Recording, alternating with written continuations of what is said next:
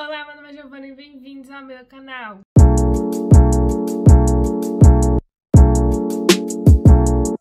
Hoje eu vou falar sobre os 4 livros dos Roskebys. É a primeira série de livros de romance de época que eu leio, tá? Que eu comecei e finalizei com os 4 livros, comecei do primeiro até o 4. E eu decidi vir falar aqui pra vocês porque eu indiquei bastante, principalmente o primeiro livro. E particularmente eu comecei a gostar mais dos outros do que do primeiro, então acho que eu resolvi fazer esse vídeo pra falar um pouco sobre os livros e compartilhar com vocês, né? Vai que você está atrás de um romance de época. Vou lhe mostrar alguns aqui, tá? Mas antes de eu começar a falar, não se esquece de se inscrever no canal, compartilha esse vídeo com os amigos de vocês, compartilha pra aquele amigo que quer ler romance de época, manda ele assistir esse vídeo pra ver se dá uma incentivada. Não se esquece de me seguir nas minhas redes sociais, que eu tô sempre conversando com vocês, eu postei lá quando tinha lido todos os livros, falei as notas que eu dei na época e tudo mais. Eu vou falar aqui pra vocês também, mas quem me acompanha já sabe tudo que eu tô falando. Eu também faço live na Roxinho, segunda a sexta, tá? Tá aparecendo aqui na tela e na descrição pra vocês. Aí a gente faz sprint, a gente conversa bastante. E quando eu li os livros também eu falei por lá sobre o que foi que eu achei. E também não se esquece que aqui na descrição tem o link da Amazon. Então se você quiser comprar alguma coisa na Amazon, não seja só livro,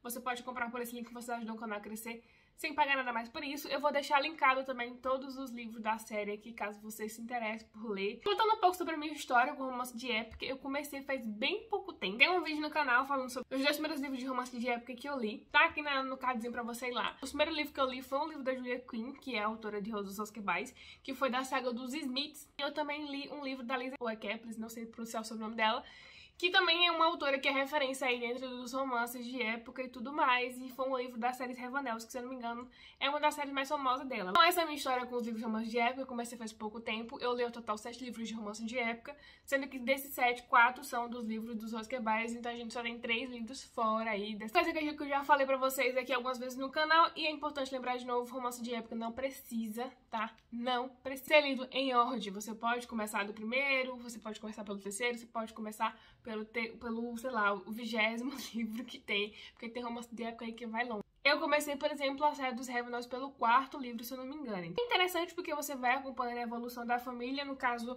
o último livro dos Roskebys, ele passa 10 anos depois do primeiro, então, mas eles sempre vão lembrando uma coisa ou outra, principalmente na questão dos Roskebys aqui, que quando você chegou no último livro, ele dá uma citada, não, porque o meu irmão casou com a irmã de não sei quem há 10 anos atrás, então se você sabe, porque você leu, ou você vai ser contextualizado de qualquer maneira, se você começar pelo livro 4, entendeu? Então assim, você não vai estar perdendo muita coisa, apesar de que eu acho interessante, mas aí vai da sua escolha, né? Se você se interessou por um livro, do terceiro livro, e não quiser ler o primeiro e o segundo pra chegar no terceiro, você consegue. Essa é a melhor parte dessas séries de livros de romance de época e séries de romance em geral. Então, porque tem muitos livros de romance, por exemplo, aquele O Acordo, as Irmãs Shakespeare também. Então, tipo assim, é mais essa pegada aí. Você consegue ler todo mundo sem precisar de uma ordem específica. Falando um pouco da história do Roskebys, ele vai se passar alguns anos antes da saga dos Bridgertons. Os livros mais favoritos, mais aclamados aí, é os Bridgertons, tem série na Netflix e tudo certo e etc. Todo mundo já conhece a história do... E aí, os Roskebys é a história antes da família Bridgerton.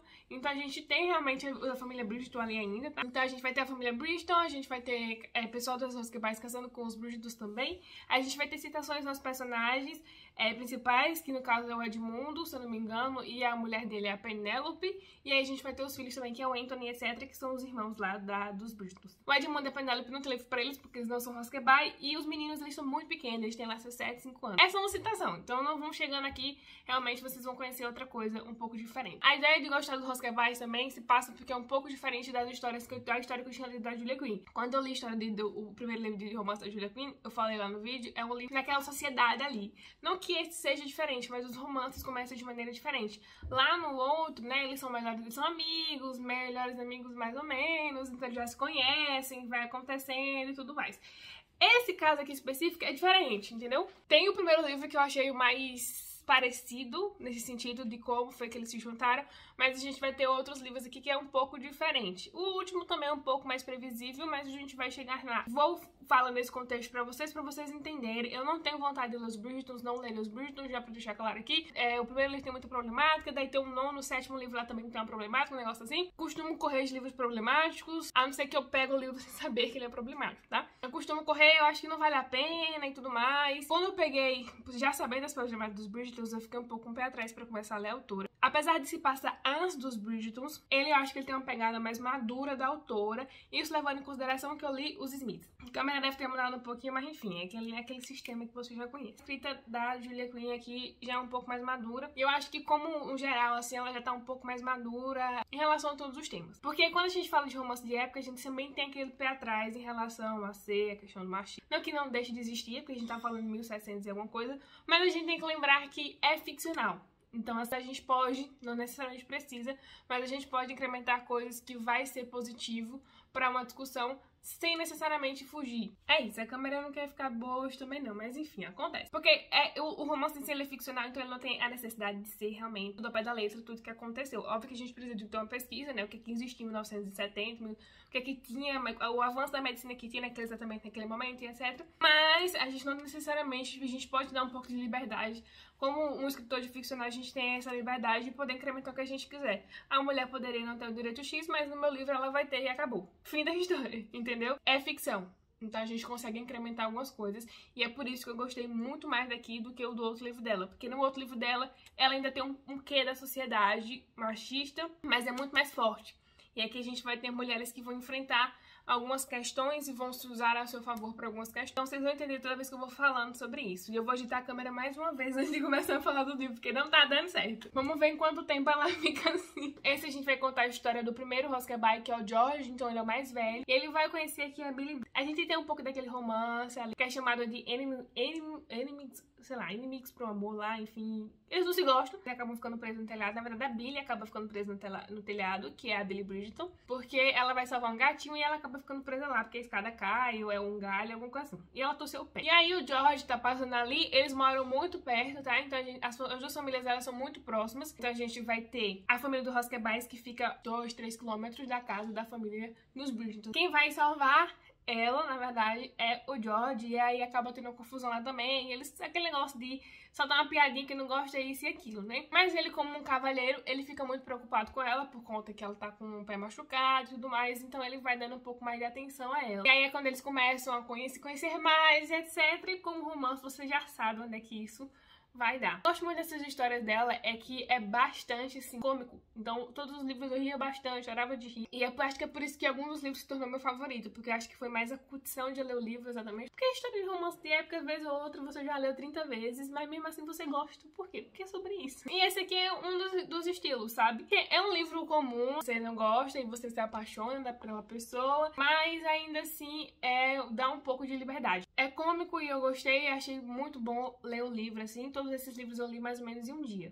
Assim, eu sentava pra ler e sentava, todinho, realmente. E uma coisa que muito se questiona, né, que aí o pessoal fala muito, porque ela é tão fora dos padrões assim, que necessariamente não é um spoiler, mas é porque ela é a mais velha da família, então, na teoria, o mais velho era quem assumia, né, as terras e tudo mais. Só que como ela era mulher na sociedade, ela não ia assumir, né? No caso, quem iria assumir era o irmão, mas o irmão dela, né, que mesmo que ele sendo mais novo, ele é um homem.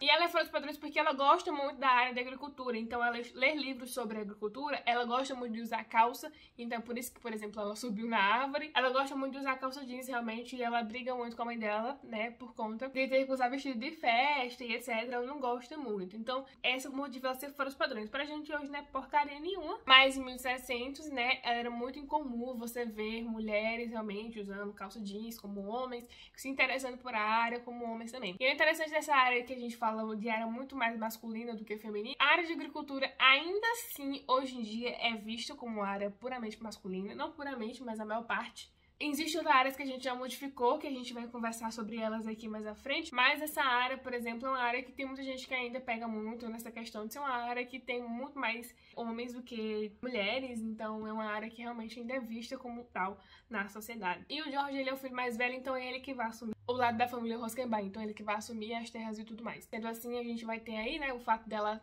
querer muito, então eles têm muita coisa em comum, mesmo eles não tendo percebendo isso e etc. Então eu achei a história muito lúdica, os motivos por qual eu gostei bastante dessa história aqui. A única coisa que me incomoda muito nos livros da Julia Quinn, às vezes os diálogos dela são muito tensos, porque assim, a história é muito rápida, mas assim, tem 3, 4 páginas do mesmo diálogo, eles no mesmo lugar, e aí tipo assim, você já tá na página 100 e não aconteceu muita coisa, e quando chega na página 200 tá acontecendo coisas rápido demais, e é uma das coisas que me incomoda bastante, né, eu leio da Julia Quinn. Eu já li outros livros de romance de época de outros autores e eu achei que a história era meio mais equilibrada do que aqui. Esse é um dos livros favoritos. Eu dei pra ele, se não me engano, 4 estrelas e meia. E eu gostei bastante, eu favoritei o livro na época. Hoje em dia eu não sei se é um dos meus favoritos, mas na época eu dei uma favoritadinha nele também. Mas é porque eu já mudei tanto de gosto que só vai, sabe? Só vai. Eu indico muito pra quem quiser ler e é uma leitura divertida, tá? Se você quiser sair, por exemplo, do Ressaca Literária, ou você quer um livro pra você ler mais rápido, um livro só pra você divertir. A gente tem que parar com esse negócio de tem que ler pra autoconhecimentos, isso e aquilo. Não, você pode ler pra se divertir só porque você quer ler, algo pra você rir, etc.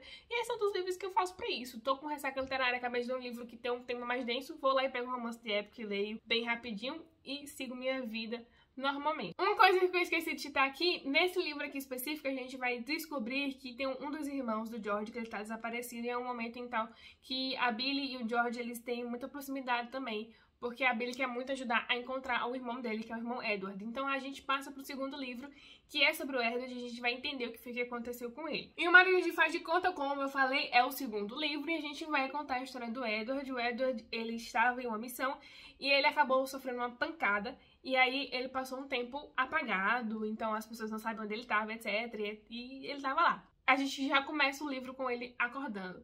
Então, quando ele acorda, ele já escuta alguém falar Senhora Rosquebai. E ele ficou casado, ele perdeu a memória, então não tem tantos acontecimentos marcados na cabeça dele, principalmente os últimos acontecimentos, por exemplo, da pancada na cabeça que ele teve, etc. E aí, quando ele acorda, ele descobre que tem uma garota lá com ele, que se chama Cecília, que era irmã de um dos companheiros dele lá de batalha, etc. Ele tinha esse amigo dele muito próximo, um dos melhores amigos, ele tinha uma irmã, que era a Cecília, e esse irmão dela trocava muitas cartas com ela, né? Então os dois trocavam muita carta, e em vez ou outra, o Edward também acaba fazendo uma notazinha no meio da conversa, sabe? E aí, então, eles dois tinham conhecimento um do outro, mas necessariamente trocaram cartas sobre, sabe? Por conta do irmão dela. E ela foi pra lá porque o irmão dela acabou desaparecendo junto com ele, tá? Então ela vai aos Estados Unidos, a gente já está fora. O primeiro livro se passa em Londres, os outros também, mais ou menos, vocês vão entendendo, mas esse se passa nos Estados Unidos e é importante dizer que ele trabalha linha de frente com a guerra, etc. Não sei se ele era naval, marinho, um negócio assim, mas ele trabalha num desses grupos aí, de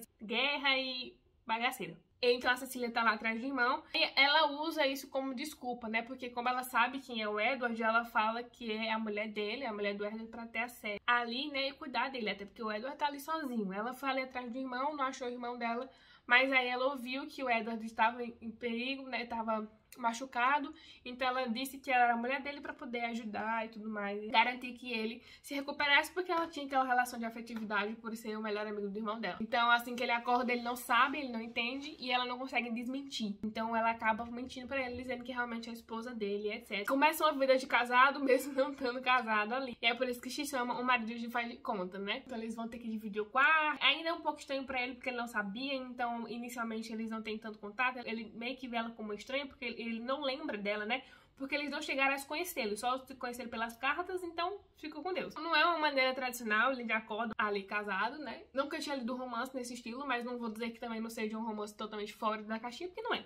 Tem uma mentira ali e vai desvendando, e eu gosto muito desse livro por conta da mentira específico mesmo, porque você fica naquele questionamento de que estão se apaixonando, você vê o lado dele, mas você sabe que é mentira, você fica com medo dele voltar. Como é que vai acontecer? A memória dele vai voltar e ele vai descobrir que ele realmente não tá casado com ela, ou ela vai contar. Então ela vai segurando aquele segredo e você fica ali naquela pressão pra entender. Então foi por isso que eu gostei bastante desse livro, e esse aqui eu dei 5 estrelas e favoritei.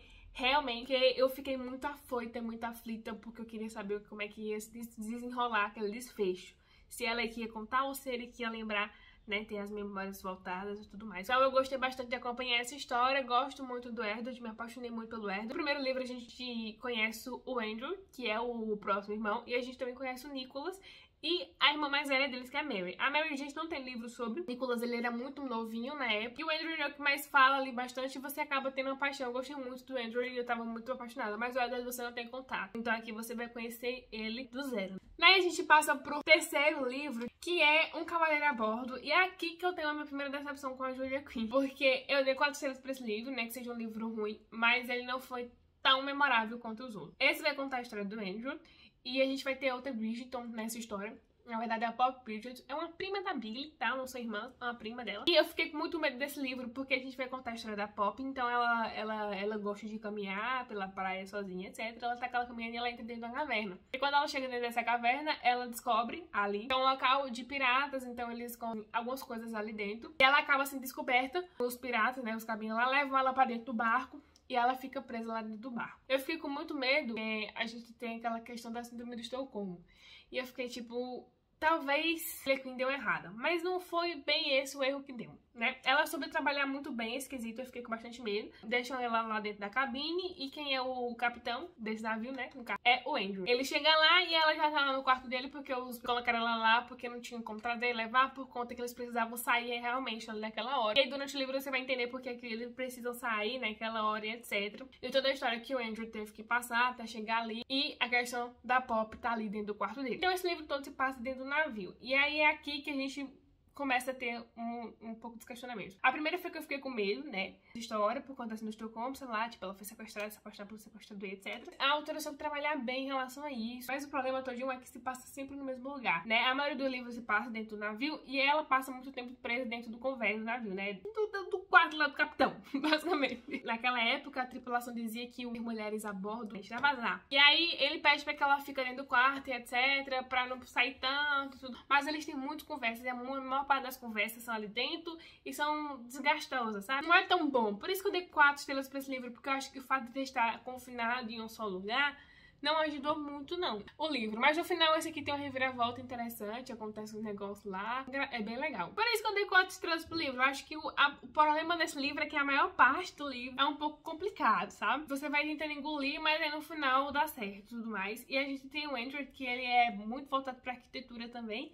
E aí eu me identifiquei um pouco mais com o personagem nesse quesito. E aí eu só segui a vida. Mas entre todos os livros, esse é o que eu menos gosto. E eu fiquei chateada porque o Andrew é um dos meus favoritos desde o primeiro livro. E acabou que o livro não foi essas coisas. E aí a gente vai pro último livro, que é A Noiva Rebelde. Eu sempre dizia aqui no canal que era a história da Mary, mas porque eu simplesmente não lembrava do Nicholas. Mas eu estava errada. Na verdade, a gente vai contar a história do Nicholas, que é, na verdade, aí o último Hoskerby, que é o mais novo, e ele tá aqui com 26 anos já no livro, então se passa 10 anos depois do primeiro. E ele está lá na faculdade dele de medicina, em Edimburgo, se eu não me engano, na Escócia.